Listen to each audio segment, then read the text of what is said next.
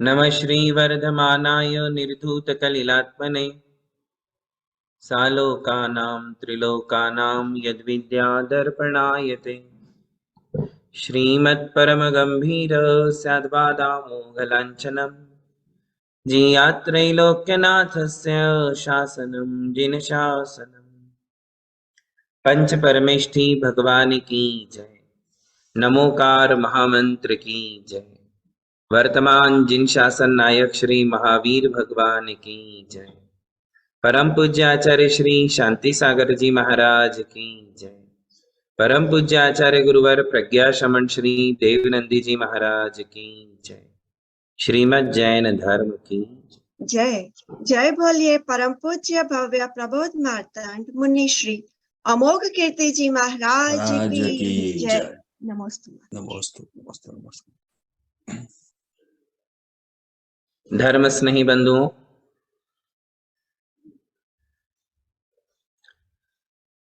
देव दर्शन विधि, देव दर्शन स्तोत्र और अध्याष्टक स्तोत्र हमारा हो चुका है। आज से हम जैन सिद्धांत का एक छोटा सा लेसन है, काल चक्र। इस काल चक्र को समझने का प्रयत्न करेंगे, क्योंकि इस काल चक्र को समझे बिना हमें जैन धर्म की जो अनादि निधन व्यवस्था है वह व्यवस्था समझ में नहीं आती है।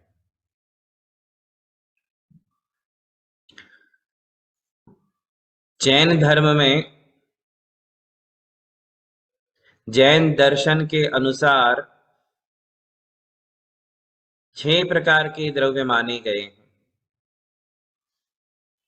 जीव, पुद्गल, धर्म, अधर्म, आकाश और काल। इन 6 प्रकार के द्रव्यों में काल नाम का एक द्रव्य है। ये काल द्रव्य होने से हमें संसार में परिणमन देखने को मिलता है। जितना भी परिणमन हम देख रहे हैं वह सब काल द्रव्य का परिणाम है। परिणमन होने से सृष्टि में बदलाव आता है, समय बदलता है, व्यवस्थाएं बदलती हैं, मनुष्यों की दिनचर्या बदल जाती हैं। यदि समय रुक जाए तो सारा संसार रुक जाएगा। समय में बदलाव आता है, इसलिए संसार में परिवर्तन भी है, और ये परिवर्तन होना अत्यंत आवश्यक है।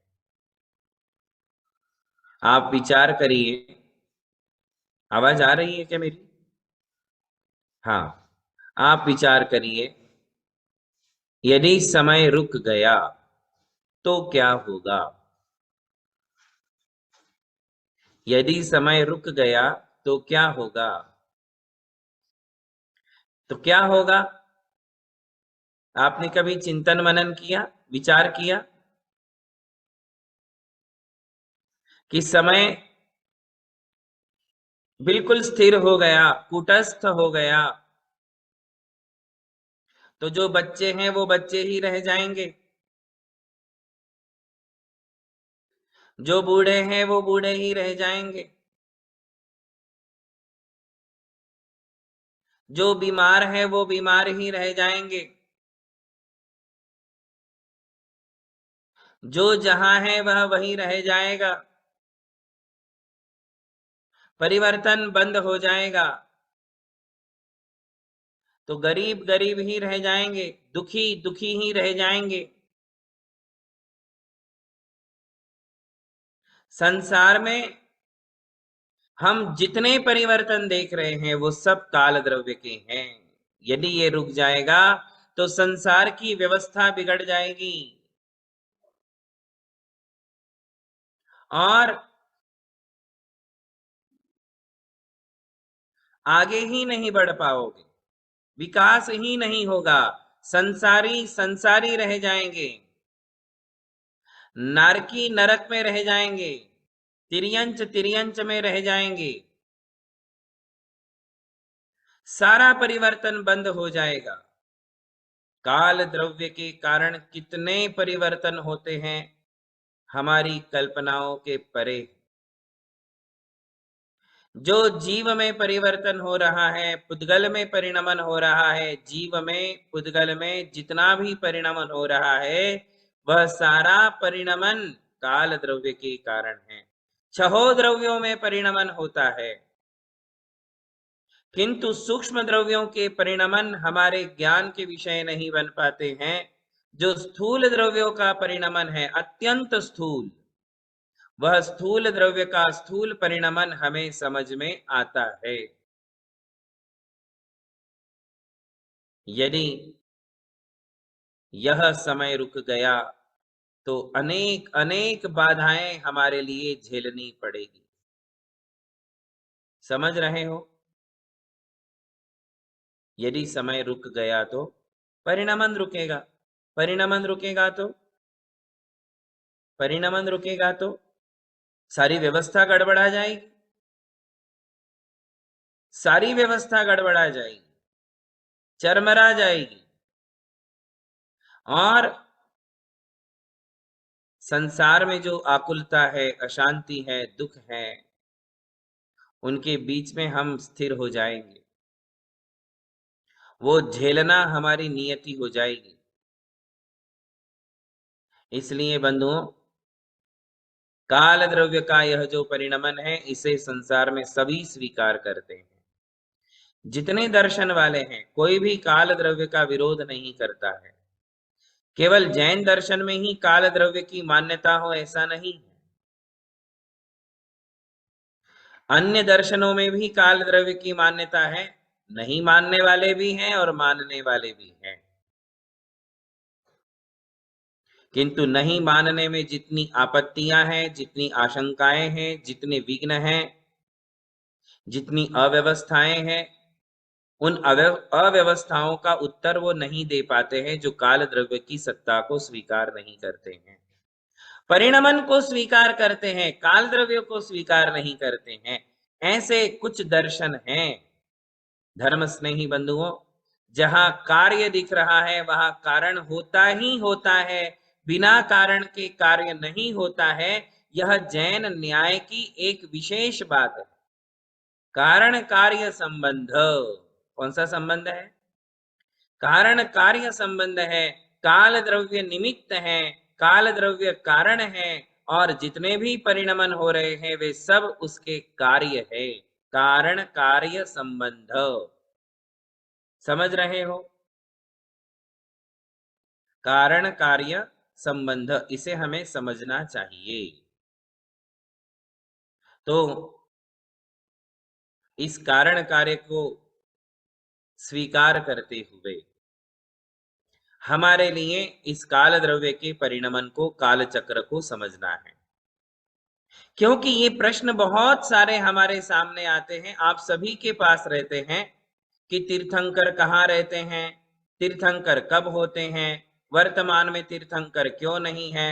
हम चक्रवर्तियों के बारे में सुनते हैं, वो चक्रवर्ती कहाँ है, उनका स्वरूप कैसा है, वर्तमान में कोई चक्रवर्ती क्यों नहीं है, ऐसी बातें। आज वर्तमान में कोई मोक्ष क्यों नहीं जाता है, पंच कल्याणक क्यों नहीं दिखते हैं, इत्यादि प्रश्न बहुत सारे लोगों को होते हैं। इन सारे समस्याओं का, शंकाओं का समाधान इस काल चक्र से हमारे लिए प्राप्त होता है। इसलिए इस काल द्रव्य को समझना आवश्यक है। काल द्रव्य मुख्य रूप से अनंत समय वाला है। कितने समय वाला? काल द्रव्य के पास कितना खजाना है? काल द्रव्य का खजाना कितना है पता है आपको? काल द्रव्य, तो उसमें तत्वार्थ सूत्र जी के 5वें अध्याय में सो अनंत समय, क्या कहा है? सह अनंत समय, काल द्रव्य के पास अक्षय खजाना है। अनंत समय, अनंत समय यानी जिसका अंत ही नहीं है, अक्षय अनंत है। और हम देखते हैं भूत, भविष्य और वर्तमान, ऐसे मुख्य रूप से काल को हम 3 भागों में डिवाइड करते हैं, पास्ट, प्रेजेंट एंड फ्यूचर। अब उस पर आप स्वयं चिंतन करोगे तो आपको इस सूत्र का अर्थ समझ में आ जाएगा। यदि आपको पूछा जाए कि आज तक कितना पास्ट में कितना समय बीत चुका है, तो आप क्या कहोगे? कितना टाइम पास्ट में जा चुका है, कितना टाइम हो चुका है, निकल चुका है। यदि इस प्रश्न का उत्तर मांगे तो आपके पास क्या उत्तर आएगा? आपको क्या भूतकाल का बीता हुआ समय काउंटिंग में आ पाएगा? आपकी काउंटिंग में बैठेगा? काउंटिंग में नहीं बैठता है। आपको नमोकार मंत्र का जब लेसन पढ़ाया था तब 3 प्रकार बताए थे संख्या के, संख्यात, असंख्यात और अनंत, है ना? 3 संख्याएं बताई थी, संख्यात, असंख्यात और अनंत। तो काल द्रव्य के समय कितने हैं? अनंत है। क्यों अनंत है?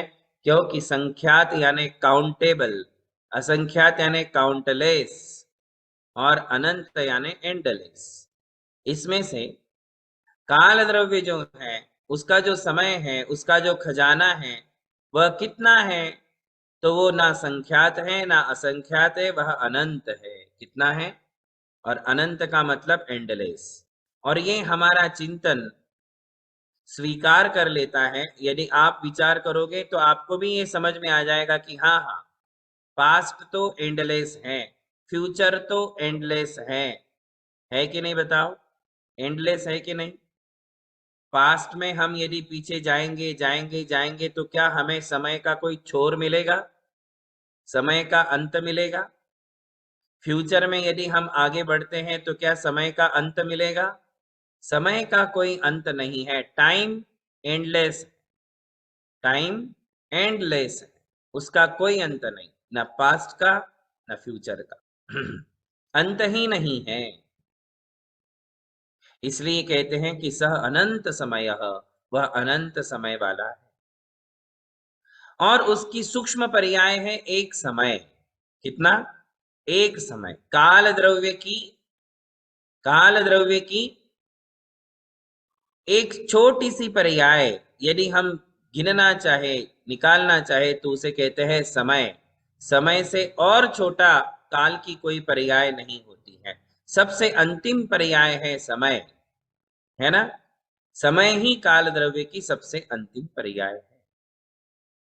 ऐसे इस काल द्रव्य को समझने के लिए आचार्य कहते हैं एक होता है मुख्य काल, एक होता है व्यवहार काल, एक होता है निश्चय काल और एक होता है व्यवहार काल। उसमें से निश्चय काल यानी कि मुख्य काल एक समय वाला है, काल द्रव्य एक समय वाला है। हालांकि ये काल द्रव्य जो है पूरे लोकाकाश में है, क्योंकि सभी जगह परिणमन देखने में आते हैं। तो यहाँ एक काल वाला जो मुख्य काल है, एक समय वाला, उसी से व्यवहार काल की निष्पत्ति होती है। हम ये जो कहते हैं ना, 1 दिन, 2 दिन, 3 दिन, 15 दिन, 1 महीना, 1 साल, 5 साल, 1 युग, ऐसा हम जो कहते हैं इसे व्यवहार काल कहते हैं। क्या कहते हैं? इसका नाम व्यवहार काल है। व्यवहार काल को हम क्या क्या कहते हैं? देखो, सेकंड, क्या कहते हैं? आप कहां से शुरू करते? सेकंड, मिनट, घंटा, है ना? सेकंड, मिनट, घंटा, फिर 1 दिन, 24 घंटे का 1 दिन हो जाता है। 1 दिन, 2 दिन, 3 दिन, फिर एक पक्ष कहलाता है, 15 दिन का एक पक्ष। सेकंड से स्टार्ट किया है, हालांकि सेकंड अंतिम नहीं है, अंतिम तो समय है। अंतिम क्या है? जो एकदम लास्ट है, जहां दो भेद नहीं किए जा सकते हैं, वह समय कहलाता है। उसके दो पार्ट नहीं कर सकते, वो लास्ट है। एक सेकंड में अनंत समय बीत जाते हैं। कितने? असंख्यात समय। एक सेकंड के अंदर असंख्यात समय बीत जाते हैं। आपको पता है, हम अपनी आंख झपकते हैं, हमारी एक बार पलक झपकती है, तो एक बार पलक झपकने में, आंख की पलक एक बार झपकती है तो असंख्य समय बीत जाते हैं। समय हमारी पकड़ के बाहर है, समय हमारी काउंटिंग के बाहर है, वो हमारी पकड़ में नहीं आता है। तो असंख्य समय एक पलक में झपकने में निकल जाते हैं। इसलिए समय को छोड़ो, व्यवहार काल को पकड़ो। और व्यवहार काल में सेकंड 60 मिली सेकंड का आप एक सेकंड कहते हो, 60 सेकंड का एक मिनट कहते हो, 60 मिनट का आप एक घंटा कहते हो, 24 घंटे का एक दिन कहते हो, है ना। 15 दिन 7 दिन का एक सप्ताह होता है ना। 7 दिन का एक वीक, एक सप्ताह। 15 दिन का एक पक्ष होता है, जिसे हम शुक्ल पक्ष, कृष्ण पक्ष कहते हैं। तो 15 दिन का हुआ एक पक्ष, और 2 पक्ष का होता है एक महीना। 2 पक्ष का होता है एक महीना। 2 पक्ष का होता है एक महीना। और 4 पक्ष का, कितने? 4 पक्ष की होती है एक ऋतु, जिसे हम कहते हैं 2 महीना। 2 महीने की होती है एक ऋतु। कुल कितनी ऋतु होती हैं? 6 ऋतु होती है। तो एक ऋतु में 2 महीने, 6 ऋतु में 12 महीने। तो एक पक्ष, 15 दिन का एक पक्ष, 2 पक्ष का एक महीना, 2 महीने की एक ऋतु, और 3 ऋतु का एक अयन होता है, जिसे हम 6 महीने कहते हैं। अयन, अयन, दक्षिणायन, उत्तरायण, ऐसे 2 भेद हो जाते हैं। वो 6 महीने का होता है। 6 महीने का एक अयन, दक्षिणायन और उत्तरायण। और फिर 2 अयनों का, यानी कि 12 महीनों का एक वर्ष होता है। समझ में आया? 2 महीने की एक ऋतु, 6 महीने का एक अयन, और 12 महीने का एक वर्ष, संवत्सर। क्या कहते हैं वर्ष को? संवत्सर। इस प्रकार ये व्यवहार काल जो हमारी समझ में आने के लिए समझाया गया है। समय हमारी समझ के परे है। जो ज्ञान हमें है, मति ज्ञान, श्रुत ज्ञान, इस मति और श्रुत ज्ञान से, या मति ज्ञान से, श्रुत ज्ञान से तो हम समझते हैं, शास्त्रों से तो समझ में आता है, किंतु डायरेक्ट हमारे लिए ये ज्ञान नहीं हो पाता है। समय को हम पकड़ नहीं पाते हैं। इसलिए व्यवहार काल, कौन सा काल?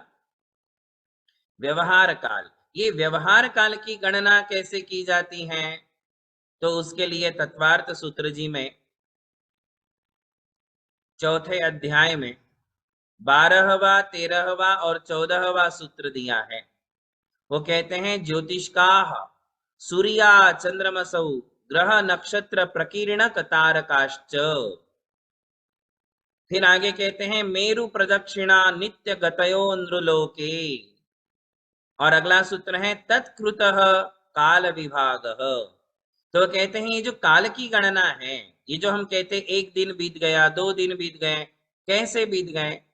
तो कहते हैं ये सूर्य के, चंद्रमा के, ग्रहों के, नक्षत्रों के, ताराओं के जो भ्रमण होते हैं, उन भ्रमणों से हमारे लिए ये समय का पता चलता है, व्यवहार काल की निष्पत्ति।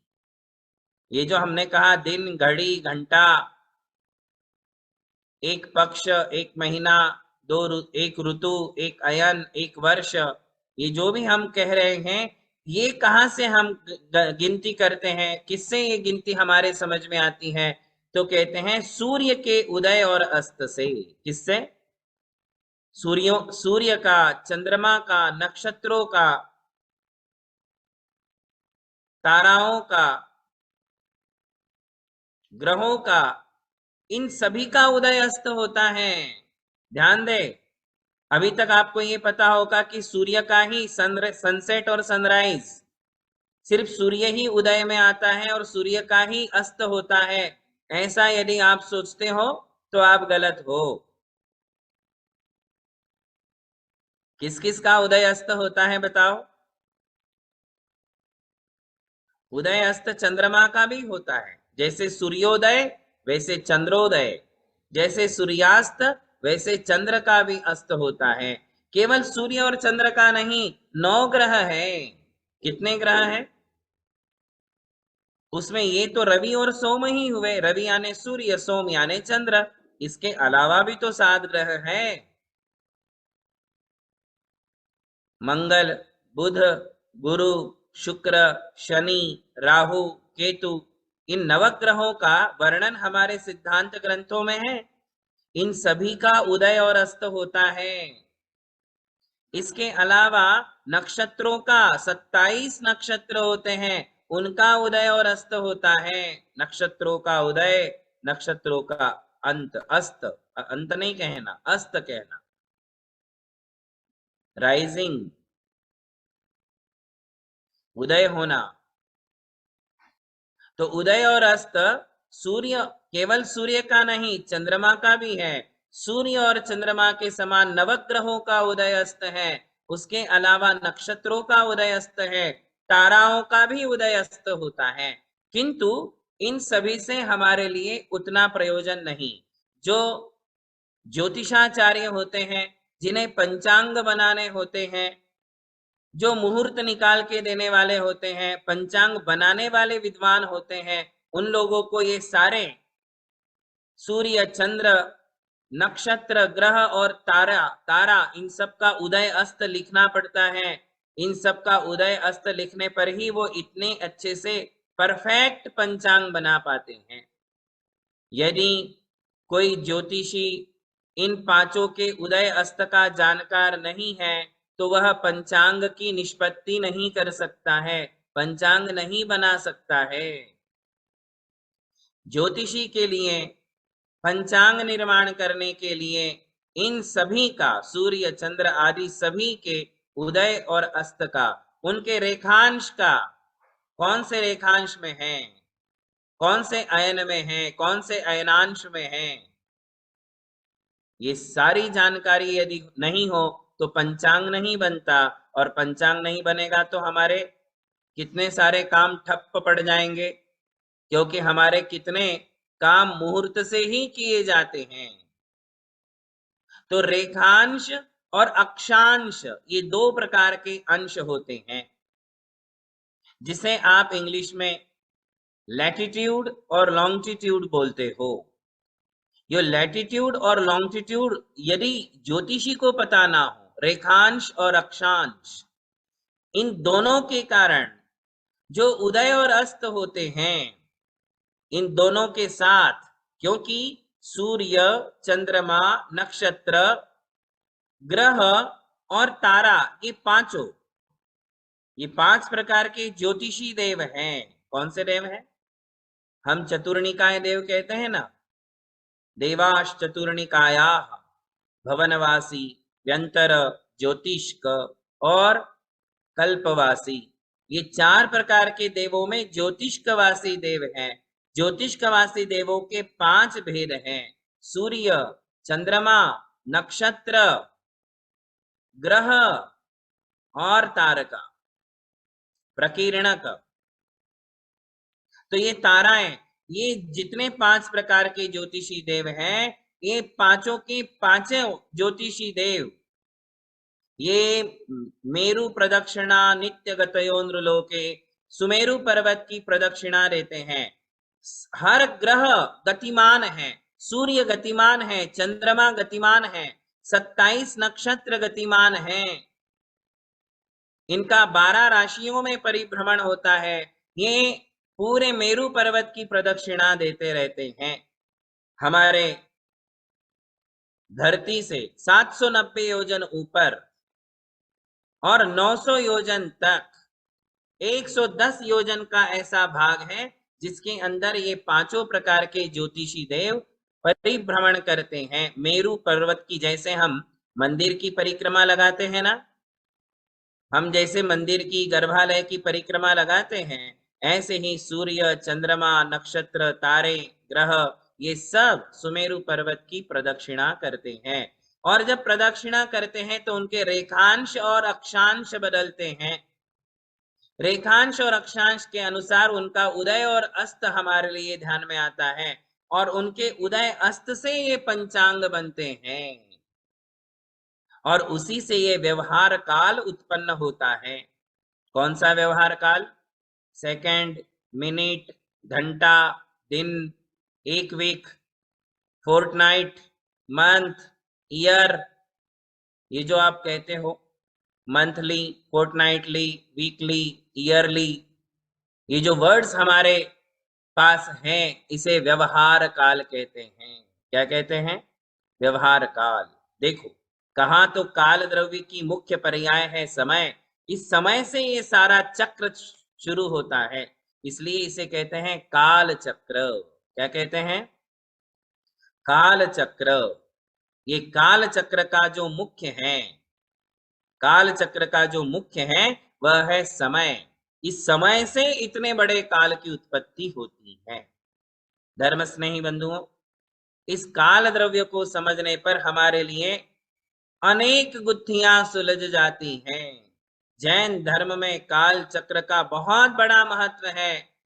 यूं कहिए कि काल नहीं तो बाकी के 5 द्रव्य नहीं, काल नहीं तो जीव नहीं, काल नहीं तो पुद्गल नहीं, सब कुछ संसार कूटस्थ हो जाएगा, स्टेबल हो जाएगा, सब कुछ रुक जाएगा, गाड़ियां नहीं चलेगी, तुम्हारा ब्लड सर्कुलेशन बंद हो जाएगा, शरीर की जो हृदय की जो धड़कनें हैं वो धड़कनें बंद हो जाएगी, सब कुछ बंद हो जाएगा यदि काल द्रव्य नहीं होगा। इसलिए काल चक्र का अपना बहुत बड़ा महत्व है। तीनों लोक में, चारों गतियों में, 84 लाख योनियों में जितने भी जीव हैं वे सब इस काल द्रव्य से प्रभावित हैं, है ना। काल बली सबको डसे, क्या राजा क्या रंक, है ना। काल बली है, काल बलवान है, और ये किसी के लिए पक्षपात नहीं करता है, सबके लिए समान है। काल द्रव्य के पास कोई दिमाग नहीं है आपके जैसा, उसके पास कोई हृदय नहीं है आपके जैसा, वो तो अपने गति से गतिमान है और तदनुसार उसके निमित्त से संसार में परिणमन होते रहते हैं। ये परिणमन इतने जबरदस्त होते हैं कि समय के साथ सारी व्यवस्थाएं बदल जाती हैं, मनुष्यों की संरचनाएं पूरी चेंज हो जाती हैं। समय इतना बली है, काल इतना बलवान है, इसलिए इस काल चक्र को समझना आवश्यक है। अगले कक्षा में, कल जो हमारी क्लास होगी उसमें हम सुनेंगे कि ये काल चक्र के कैसे भेद है, परिणमन है, और कैसे इसको 6 भागों में विभाजित करके हमारे लिए समझाया गया है। इसको हम आगे कल बढ़ाएंगे। आज इतना है। बोलिए महावीर भगवान की जय। जय बोलिए परम पूज्य मुनि श्री अमोघ कीर्ति जी महाराज की जय। हे गुरुदेव, आज आपने समय तो एक पल का ही होता है, परंतु उसके मिक्स होने से जो अनंत बनता है उसका आपने सरल शब्दों में हमें समझ में आए ऐसे स्वाध्याय करवाए। जय बोलिए परम पूज्य मुनि श्री अमोघ कीर्ति जी महाराज एवं मुनि श्री अमर कीर्ति जी महाराज की जय। नमोस्तु नमोस्तु नमोस्तु नमोस्तु नमोस्तु नमोस्तु गुरुदेव। बधाने आशीर्वाद छे।